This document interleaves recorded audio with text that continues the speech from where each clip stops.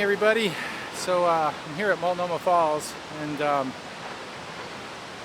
I feel this real pressure to like get the shots and to get out here and to do it. And I've already done some drone work, which was great. I mean, spectacular.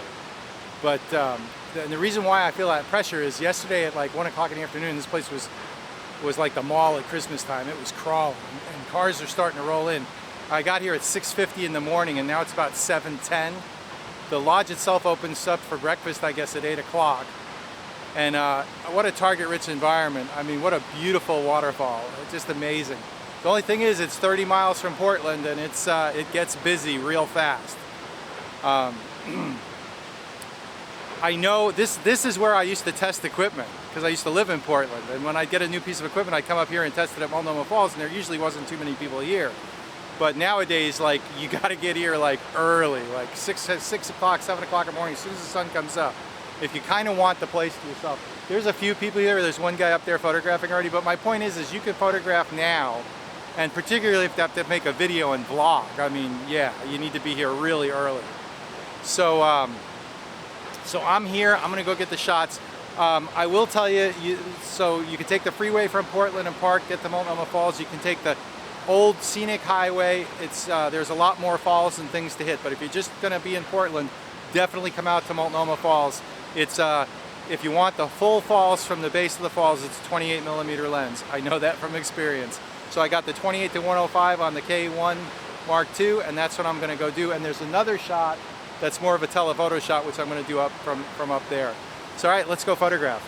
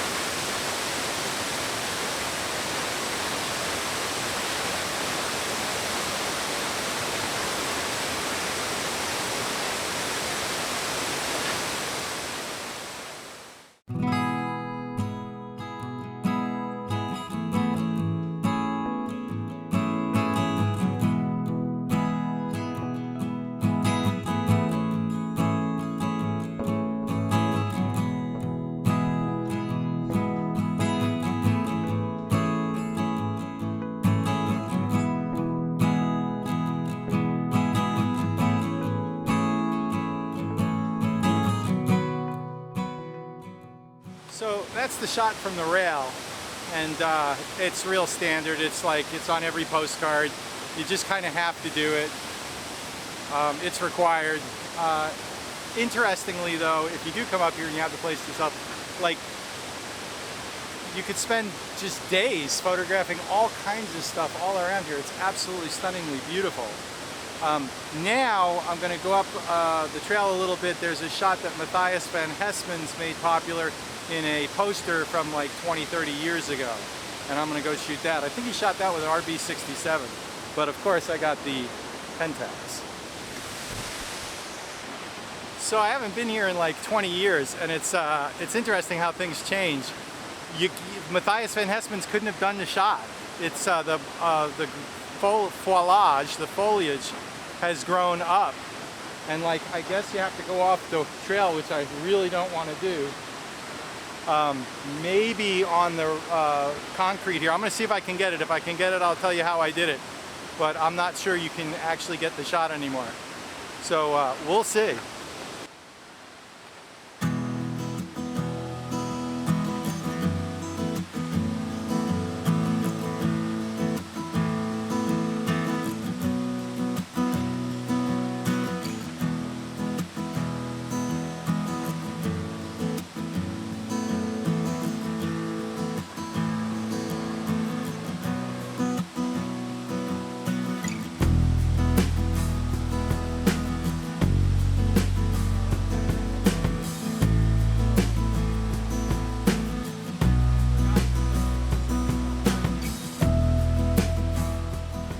So you can kind of get the shot precariously perched on top of that kind of stone wall, and I'll show you what it looks like.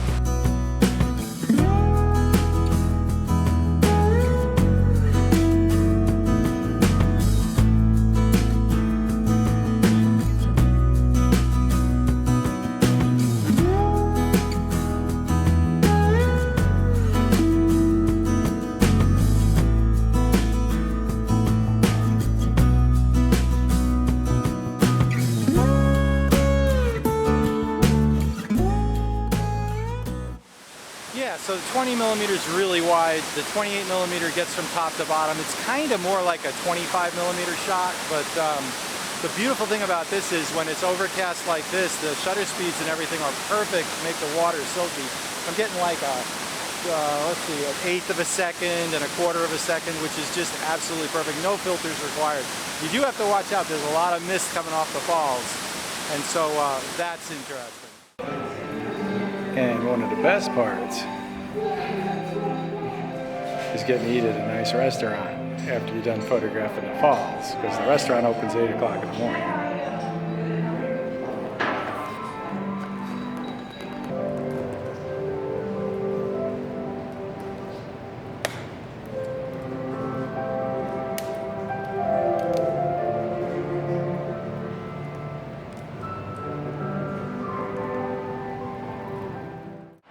Yeah, so I don't have my microphone, but you can't beat photography and a beautiful breakfast in an old historic lodge. Hey there, everybody. All right, I'm here at Wakina Falls. It's one of the prettiest falls in the gorge, I think, and also one of the most difficult to photograph. See what I mean? So what do you do with that? You just exposure a little bit. Yeah, look at that. I photographed this a lot, and I never really was sure what to do with it. So I'm going to try it again. Problem is there's a lot of scrub brush to the left and the right, and also, like, you can only do sections of this. You can't do the whole thing because it's so long and narrow. And if you use a wide-angle lens, the top, I don't know. I mean, I've tried many times. I've never gotten a shot. Maybe this time. And as usual, the Western Oregon light. I mean, look at this. This is just stunning. I mean, forget the falls. You can just point your camera anywhere and there's something to photograph. This is the most amazing place. The only thing is, it is crawling with people, and it's only 9 o'clock in the morning now, and there was one spot left in the parking lot. So let's photograph it before the tour buses show up. They don't have tour buses in here, but if 30 cars show up, that's the same thing. So anyway, yeah, let me get this, and I'm going to try again. We'll see what happens.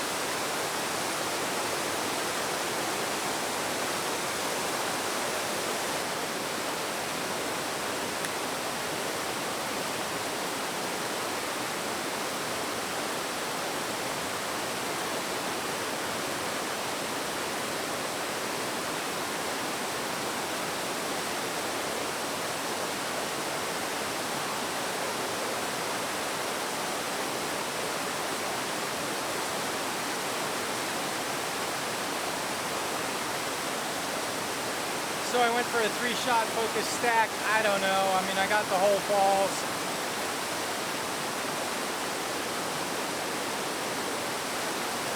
Again, I'm at 28mm on the 28 to 105.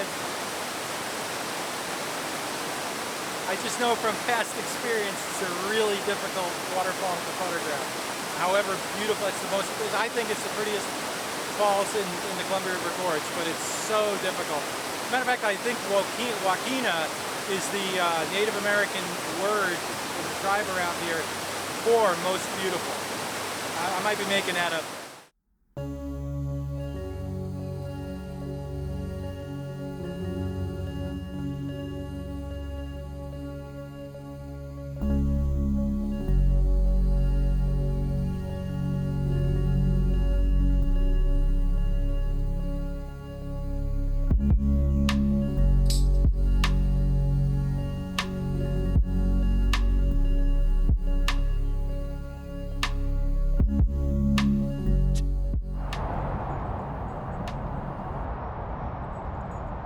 The right time of the year, this field right here is filled with lilies. It's really beautiful.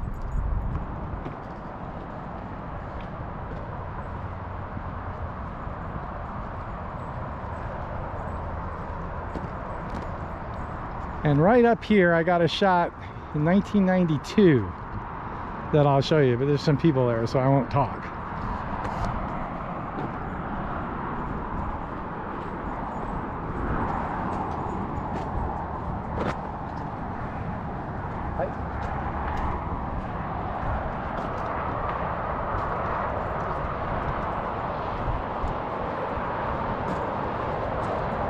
You see the shot? Yeah.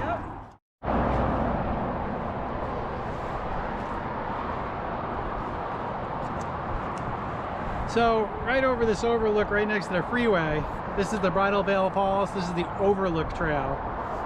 And there's a shot here I did in 1992. And I just want to recreate it for kicks and giggles. This is not a wilderness experience, obviously. It's right next to the freeway, and the freeway's actually in the shot. But this is more of a personal thing than anything else. I shot it on a Pentax 645 with probably APX 25, because that was my preferred film back then. And I've got the shot hanging on my wall, and just because I'm here in my office, it's just because I'm here for kicks and giggles, let's recreate it on the Pentax.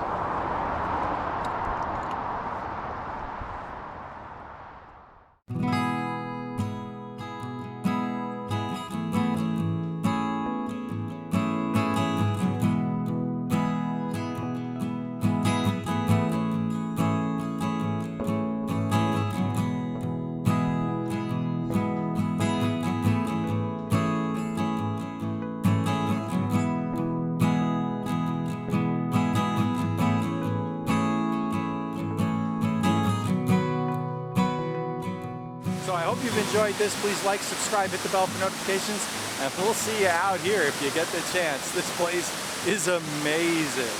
All right, bye.